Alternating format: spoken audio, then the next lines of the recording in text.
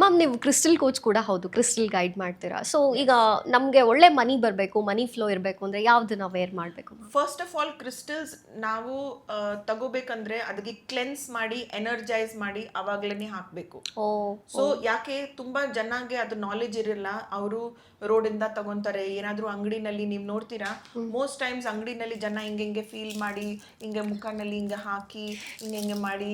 So ನೆನ್ಸ್ಕೊಳ್ಳಿ, ಅದು crystal ಯಾರು touch ಮಾಡ್ತಾ ಇದ್ದಾರೆ ಅವ್ರದೆಲ್ಲ ಎನರ್ಜಿ ಅದು ಒಳಗಡೆ ಹೋಗ್ತಾ ಇದೆ, ಇದು ಒಂದು ಸ್ಪಾಂಜ್ ತರ.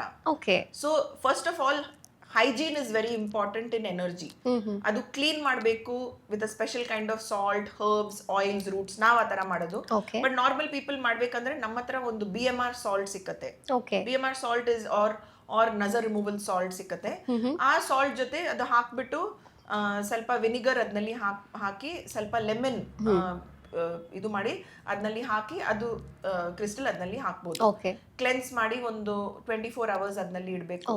ಅವಾಗ ಅದು ಮೂನ್ ಲೈಟ್, ಫುಲ್ ಮೂನ್ ನಲ್ಲಿ ಎನರ್ಜೈಸ್ ಮಾಡಬಹುದು. ರೇಖಿ ಏನಾದ್ರೂ ಹೀಲಿಂಗ್ ಟೆಕ್ನಿಕ್ ಗೊತ್ತಾಗಂದ್ರೆ ಅದನ್ನಲ್ಲಿ ಎನರ್ಜೈಸ್ ಮಾಡಬಹುದು. ಮತ್ತೆ ಈಗ ನಾವು ಮಾಡೋದು very very advanced cleansing, advanced energising. ಅವಾಗ ನಾವು ಒಂದು ರಿಚುವಲ್ ನಲ್ಲಿ ಇಡ್ತೀವಿ, ಪೂಜೆನಲ್ಲಿ ನಾವು ಇಡ್ತೀವಿ ಅದಕ್ಕೆ ಪ್ರಾಣ ಪ್ರತಿಷ್ಠೆ ಮಾಡಕ್ಕೆ.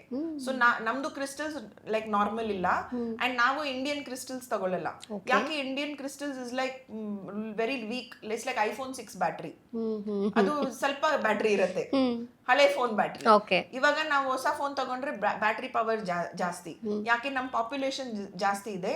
ನಮ್ದು ಕಂಟ್ರಿನಲ್ಲಿ ಯಾವ ಕ್ರಿಸ್ಟಲ್ಸ್ ಮೈನ್ ಆಗತ್ತೆ ಅದು ಅಷ್ಟೊಂದು ಪವರ್ಫುಲ್ ಇಲ್ಲ. ಸೊ ಅದು ಎನರ್ಜೈಸ್ ಮಾಡಿದ್ರೆ ಅದು ಅಷ್ಟೊಂದ್ ದಿನ ಅದು ವರ್ಕ್ ಆಗಲ್ಲ.